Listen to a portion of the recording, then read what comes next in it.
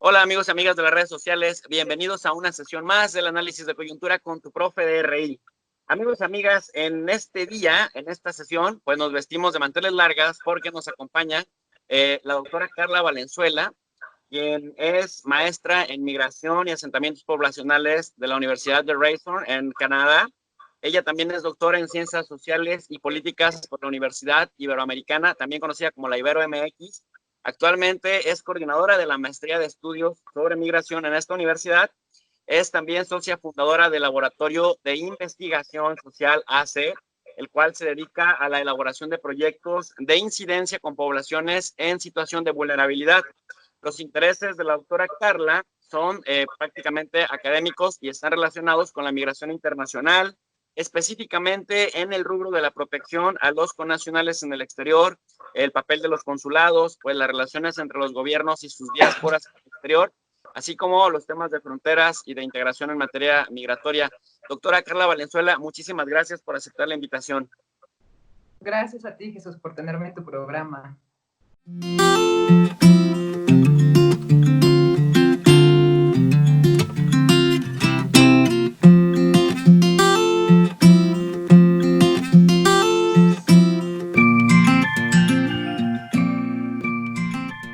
Gracias. Bueno, doctora Carla, en el contexto del COVID-19, que prácticamente ha sido sorpresivo para todas las personas que no tenemos más de 100 años de edad y que estamos experimentando procesos y dinámicas sociales prácticamente nuevas para nosotros, lo habíamos leído en libros de historia, lo habíamos visto en películas, en filmes, en documentales, pero como tal experimentarlo, el incremento del poder del Estado, la desestabilidad de los mercados, eh, la dinámica cambiante también del teletrabajo, ¿sí? Y también la cuestión relacionada con cómo las dinámicas migratorias ha ido cambiando paulatinamente. Pues en ese contexto quisiera que habláramos de la migración y el COVID-19 y te quisiera empezar preguntando, doctora Valenzuela, ¿qué han hecho los consulados mexicanos en Estados Unidos para apoyar a los connacionales en este contexto del COVID-19?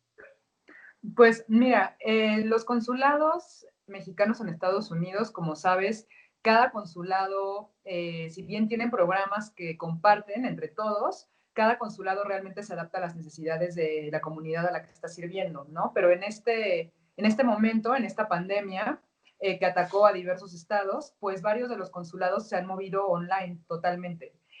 Por ejemplo, el consulado de Los Ángeles, el consulado de Chicago, donde hay mucha concentración de nuestros connacionales. Ahí sí, prácticamente todos los servicios posibles de consultoría están dándose a través de sus redes sociales, a través de Facebook, tienen muy activo el Messenger, a través de Twitter están informando sobre políticas migratorias, programas sobre los que se pueden beneficiar los connacionales. En el Instagram también están subiendo mucha información al respecto.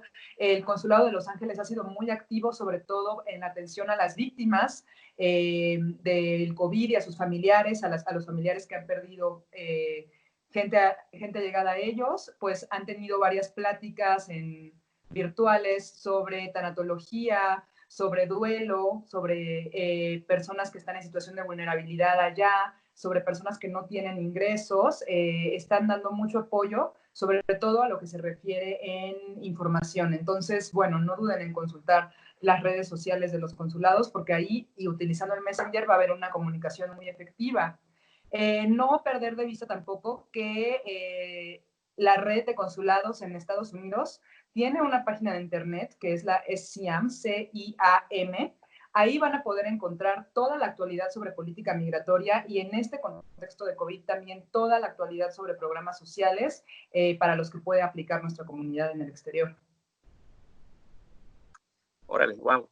Maestra Carla, en este contexto, otra preguntita. ¿Qué factores nos explican el aumento de remesas en México, a pesar de que ha habido un aumento en el desempleo en Estados Unidos y que las cosas se han puesto complicadas económicamente? Sí, bueno, pues eso realmente no fue tan sorpresivo, porque si nosotros nos vamos a las recesiones recientes, ¿no? Que se han tenido, la del 2008, por ejemplo, normalmente las remesas son contracíclicas. Es decir, si la economía está a la baja, las remesas por algún periodo posterior, digamos, a la depresión económica, en algún periodo posterior muy corto, las remesas tienden a subir. Por eso se dice que son contracíclicas a la cuestión económica de los países receptores. Este caso del COVID-19 no es la excepción. Las remesas subieron. De hecho, podemos recordar una mañanera del presidente Obrador donde él decía, ¿no?, que estaba muy agradecido con la comunidad en el exterior porque el envío de remesas había subido y esto era una muestra de la solidaridad. También salió el representante de Western Union para la comunidad latinoamericana diciendo que todo este flujo de remesas era una muestra del amor que se le tenía a las familias en México, pero bueno, más allá, digamos, de la carga emocional que puede tener las remesas, esto básicamente se explica porque normalmente los migrantes son los que absorben el shock económico y envían a las familias las remesas. ¿Qué quiere decir absorber el shock económico? Básicamente quiere decir que ellos hacen recortes presupuestarios, hacen recortes en sus gastos corrientes, en las comunidades donde están asentados, para que sus familias no sufran esta baja en los salarios que han tenido. Ahora, también es importante mencionar que no va a ser sustentable esperar que las remesas sigan subiendo. De hecho, el Banco Mundial para toda Latinoamérica y el Caribe hace predicciones de que las remesas van a disminuir hasta en un 20% para 2021. Entonces, ¿esto qué nos indica? Que pues básicamente los migrantes pueden absorber el shock económico unos meses posteriores a la crisis, pero no es sustentable pensar que las remesas van a seguir llegando. Entonces, bueno, en este sentido, pues las comunidades receptoras de remesa deben prepararse para ver que haya una disminución en las remesas que están enviando si es un panorama optimista, pues estas remesas quedarían igual que meses pasados. Pero sí es una advertencia, no debemos seguir esperanzados en que las remesas van a seguir creciendo. Esto regularmente no es así, entonces seguramente irán a la baja si es que no se recupera pronto la economía. Además, sabemos que muchos de nuestros connacionales, a pesar de que están en sectores indispensables, tienen trabajo en sectores indispensables, pues no son beneficiarios de muchos de los subsidios de desempleo que está dando el gobierno estadounidense justamente por su estatus irregular. Wow. Oye, maestra Carla, y en el sentido de la flexibilidad o de la rigidez de la normatividad migratoria estadounidense en el contexto en el que se han cerrado fronteras, ¿cómo ha sido para los migrantes? ¿Se volvió más flexible ahorita el gobierno de Estados Unidos en materia de expedición de visas, visas de trabajo, o está más rígido, o a pesar del discurso retórico de Trump, hay mayor colaboración, o cómo está la situación? Pues aquí yo creo que sí valdría la pena dividir por grupos migratorios. Vemos que en general todas las visas H2A, sobre todo que son las visas temporales para las personas que hacen trabajos agrícolas, y las visas H2B, que igualmente son trabajos temporales para aquellas personas que se emplean en el sector de los servicios. En realidad, los números, el otorgamiento de estas visas en cuanto a números no ha bajado para nada. A pesar de la retórica antimigrante, estas visas temporales para agricultura y para industria de servicios se han mantenido estables. Esto, pues, obviamente habla de lo indispensable que son las personas migrantes para mantener la economía estadounidense, que no es nuevo, ¿no? Ya lo sabíamos antes del COVID. Esto viene a reafirmarnos la importancia que tienen estas poblaciones. Ahora, algo que sí fue sorpresivo fue que Trump en abril decide emitir un decreto bajo el cual no se van a otorgar visas de residencia permanente para trabajadores que puedan ser tomados como una competencia laboral para estadounidenses. Esto sí es novedad porque normalmente nosotros podemos ver que la migración calificada es la que pide las residencias permanentes en Estados Unidos y es la que menos se ve afectada porque normalmente ya tienen un empleador seguro, ¿no? Porque normalmente tienen medios de subsistencia económicos en caso de que su empleo se caiga ya, porque no se considera que van a ser una carga pública para el Estado. Sin embargo, con esta pandemia, pues el presidente Trump decide emitir un decreto en el que dice, bueno, a todas las personas, las visas de residencia permanente por cuestión laboral no se están aprobando porque representan una competencia para nuestro mercado interno. Entonces, esto sí es un cambio que vemos derivado del COVID. Ahora, ¿qué sucede con la migración irregular? Pues nosotros estamos viendo que la mayoría de las personas en realidad no están logrando cruzar, están haciendo están haciendo deportaciones express, lo cual es muy importante señalar en esta pandemia. Una de las cuestiones más importantes son los métodos nuevos métodos de fronterización. Uno de ellos es el desmantelamiento total del programa de asilo. Entonces estamos viendo que las personas no están pudiendo pasar ni regular ni regularmente, ¿no? Incluso los solicitantes de asilo no están siendo recibidos, la mayoría están, pues ni siquiera están logrando cruzar, ¿no? Entonces, digamos, estos tres grupos migratorios, los tres se han visto afectados de distintas maneras por el COVID. Oye, y en cuanto a los migrantes en tránsito por México, y en el contexto del tema de cómo los albergues funcionan, cómo funcionaban antes, cómo funcionaron durante el gran confinamiento y ahora que viene la época o la etapa de la nueva normalidad, ¿cuál es la pista que le sigues? ¿Qué es lo que observas?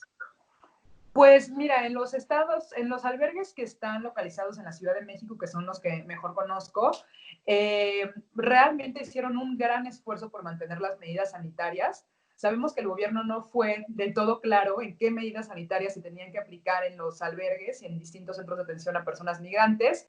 El gobierno mexicano recomendó la aplicación de un protocolo para lugares cerrados, el cual obviamente estaba hablando de lugares que no eran albergues, ¿no? O sea, sabemos que en los albergues normalmente hay un confinamiento importante de migrantes, evidentemente muchos no pueden guardar la sana distancia, están varias personas en un solo dormitorio, hay pocos servicios sanitarios, etcétera, ¿no? Entonces, creo que los albergues debemos reconocer el gran esfuerzo que hicieron por tratar de establecer medidas sanitarias y algunos de ellos incluso cerraron sus puertas para asegurar que las personas que ya estuvieran siendo alojadas no resultaran contagiadas. ¿Cómo están enfrentando ahora la nueva normalidad los albergues? Pues es complicado hacer un diagnóstico sobre esto porque hay muchos albergues que reciben distinto tipo de población migrante, por decir algo. Hay albergues que solo reciben varones, hay albergues que solo reciben personas que están buscando refugio o personas que están buscando protección complementaria, hay albergues de mujeres, niñas y niños.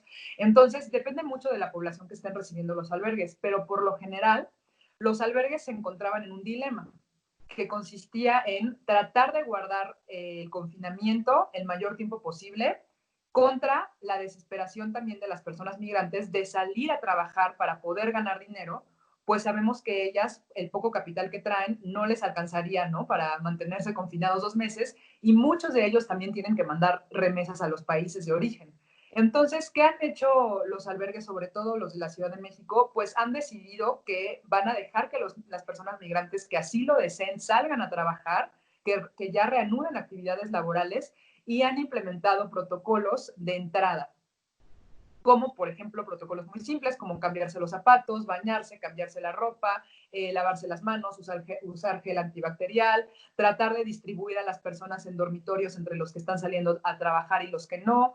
Entonces, digamos que si bien las medidas sanitarias no son las óptimas en los albergues, tenemos que reconocer el gran esfuerzo que están haciendo para tratar de apegarse a las medidas indicadas y pues también reconocer que están haciendo todo lo que pueden, ¿no? Todo en sus posibilidades. Oye, y en este contexto, el papel de México como tercer país seguro se está llevando a cabo de facto, de jure, y esto, ¿qué implicaciones positivas o negativas tiene para el migrante centroamericano? Pues de facto sabemos que somos un tercer país seguro, ¿no? Aunque México realmente nunca ha querido denominarse como tal, somos un tercer país seguro simplemente porque estamos recibiendo personas que están siendo deportadas y que no están yéndose a sus países de origen. Esto no, mucha gente dirá, es que México no es un tercer país seguro. También tiene razón porque no firmamos un convenio expreso en donde nosotros nos hacíamos cargo de esas deportaciones, ¿no? Entonces, bueno, en la realidad operamos como un país seguro, pero somos un país seguro, no, de jure no estamos como tal clasificados. Ahora, pues el COVID básicamente vino a empeorar todo lo que son las condiciones sanitarias de seguridad y de alojamiento de las personas que están participando en el MPP, en el Migrant Protection Protocol, o como también se le llama en el programa GET en México. que son estas personas que están tratando de buscar refugio en Estados Unidos, pero mientras le resuelven, se quedan en México, ¿no? Entonces, esto realmente ha empeorado mucho porque se han estado atrasando las audiencias de refugio que estas personas ya tenían calendarizadas en Estados Unidos. ¿Esto qué quiere decir? Pues que pasan más tiempo en México, que algunos albergues también de las ciudades fronterizas, sobre todo en Tijuana, no están ya permitiendo tampoco que entren por la condición sanitaria. Entonces, pues obviamente estas personas se ven obligadas a estar algunos días en situación de calle y ya tienen aún más incertidumbre, ¿no? En el tiempo que ellas deben permanecer en México. Ahora, también debemos pensar qué implicaciones tiene esto para nuestro país. Una de las primeras implicaciones que de hecho es una obligación de la autoridad, pues es verificar que las personas que están regresando de la frontera con Estados Unidos no se encuentren infectadas. En realidad nosotros no hemos visto que esto suceda con regularidad, no hay protocolos estrictos que nos permitan aseverar con toda seguridad que estas personas no tienen el virus, sean mexicanas o centroamericanas o de la nacionalidad que sea, esto es cuestión 100% sanitaria.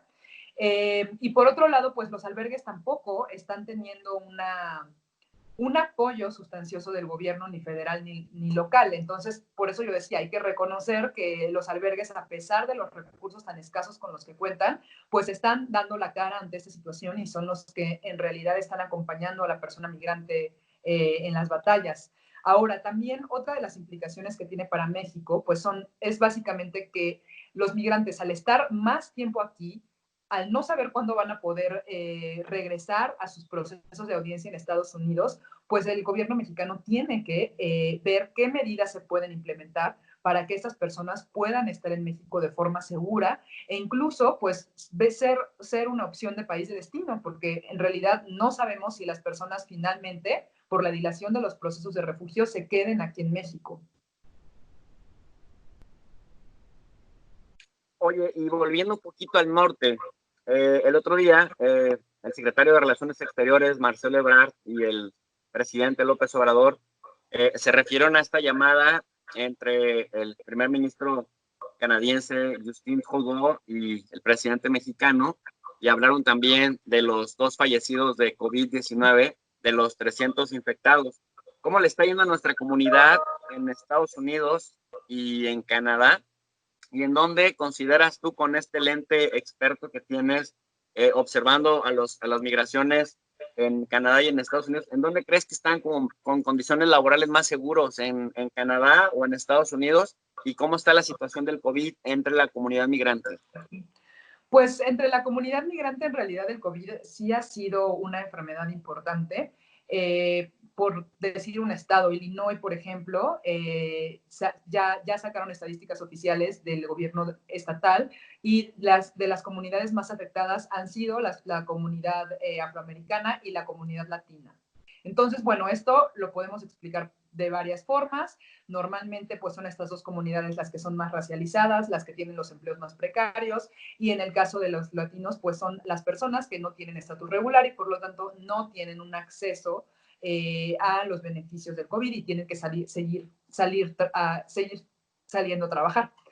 Ahora, efectivamente, el caso de Canadá también es un caso importante para nuestra comunidad, porque recordemos que México tiene un tratado con Canadá desde los 70s, que es el Programa de Trabajo Agrícola Temporal México-Canadá, en donde México manda anualmente entre 20 y 30 mil trabajadores y trabajadoras agrícolas a laborar los campos canadienses.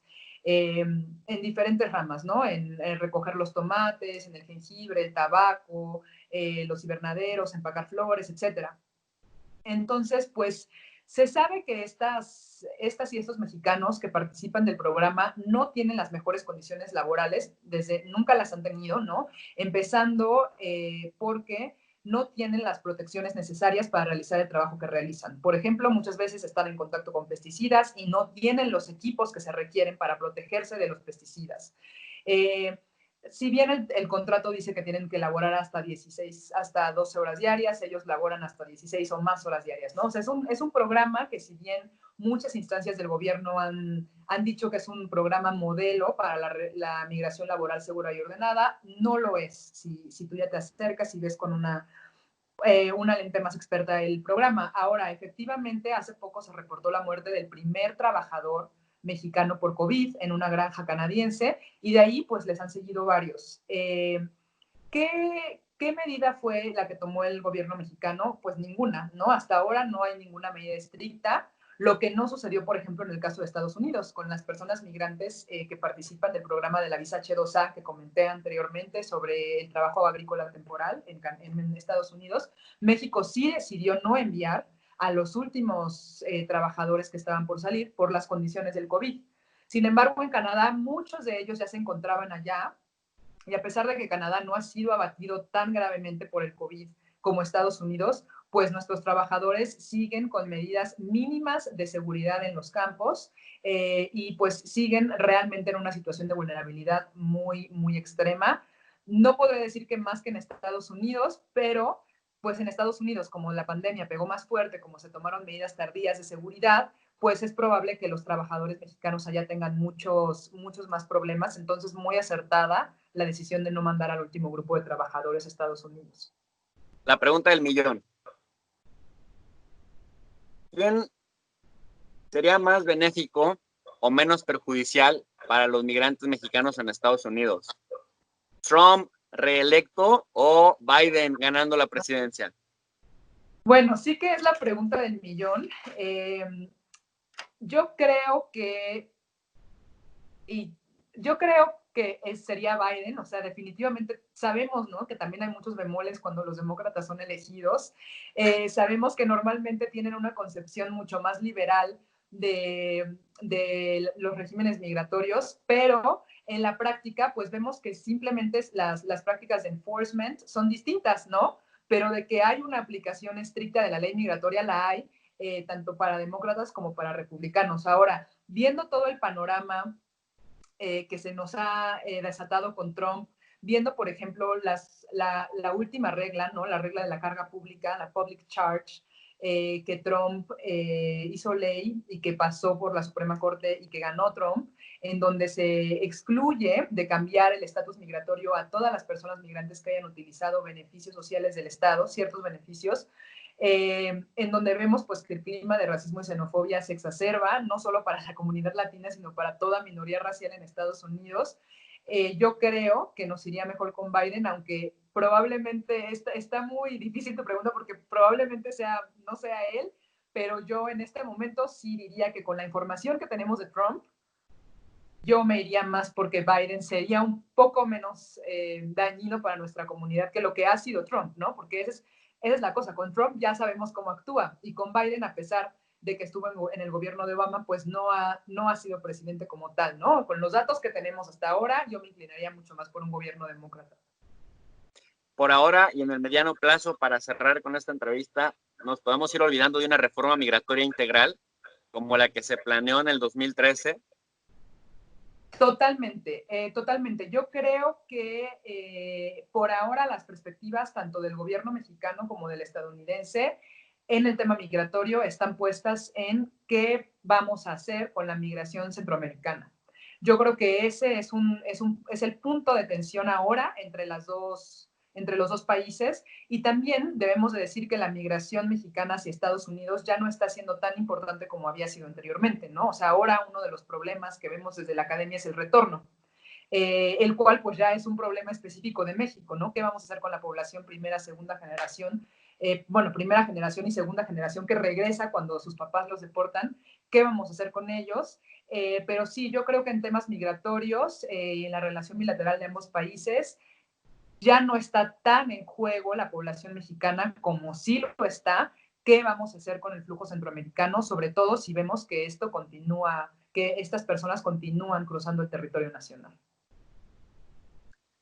Maestra Carla, para cerrar entonces, en términos de participación política de los migrantes mexicanos en Estados Unidos, que es la mitad de alumnos digitales de esta plataforma de Tu Profe DRI, ¿qué consejos les das que participen tanto en la elección en México como en la elección en Estados Unidos, los que estén en condiciones de hacerlo, o es mejor mantenerse al margen? ¿Cuál es tu consejo para estas personas que nos ven?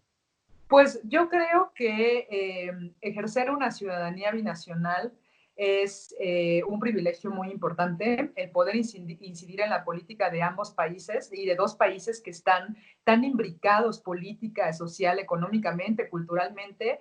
Es una oportunidad que no deben dejar pasar, sobre todo porque muchos de nuestra población en Estados Unidos viven en familias mixtas, ¿no? Es decir, en familias en donde quizá el mamá y el papá no tienen documentos y los hijos sí. Entonces, si tus seguidores no están en esa posición, pues pensar que ellos pueden ser un vector de cambio en la comunidad latina a la que pertenecen, tanto allá como acá. Entonces, es una invitación a ejercer la participación política en ambos países, a pensar bien el voto, a razonar, a conocer a los candidatos, a leer las propuestas y acercarse a sus comunidades también para ver cuál de los dos candidatos, en el caso de Estados Unidos, pues está dándole al clavo a la comunidad latina. Ahora, no nada más pensemos en que la comunidad latina siempre son cuestiones migratorias, ¿no? La comunidad latina es mucho más que eso. O sea, pensemos que la mitad de los mexicanos allá son segunda generación, son nacidos en Estados Unidos, que no tienen un problema migratorio y sí tienen un problema de otros ámbitos, ¿no? Quizá de una discriminación por cuestión étnica, de que no pueden insertarse bien a los mercados laborales, de que tienen menos acceso a la educación. Entonces, cuando pensamos en comunidad latina, es importante el factor migratorio, pero también es importante otros factores que tomen en cuenta ellos cómo los están abordando otros candidatos y, por supuesto, que ejerzan sus derechos políticos. Muchísimas gracias, doctora Valenzuela, por tan generosas opiniones. ¿Algún sitio, algún sitio web o alguna cuenta a la que te pudiera seguir nuestra comunidad que nos está viendo? Claro que sí, me pueden seguir en Twitter, estoy como Carla con K, VAL, More, o las redes de la maestría en estudios sobre migración de la Ibero. Tenemos Facebook, tenemos Instagram, nos encuentran como @MESM Ibero. Perfecto, muchísimas gracias. Pues amigos, amigas, ya escucharon ustedes quienes se encuentran en Estados Unidos y quienes nos están viendo, sean o no de origen mexicano, pues ahí está, tomen nota por favor y traten de sacar lo mejor de esta entrevista. Si les gustó nuestra participación, pues apóyennos con sus likes, ya saben que son muy importantes para que el canal siga creciendo. Tenemos la meta de llegar a los 50,000 suscriptores, al menos de lo que canta un gallo, así que suscríbanse, vénganse al canal, activen la campanita de notificaciones para que les lleguen cada uno de los videos que subamos y por supuesto aquí en la sección de comentarios estaremos dispuestos a responder todas sus inquietudes. Muchísimas gracias y como siempre les digo, bienvenidos al canal de tu profe de RI. Muchas gracias.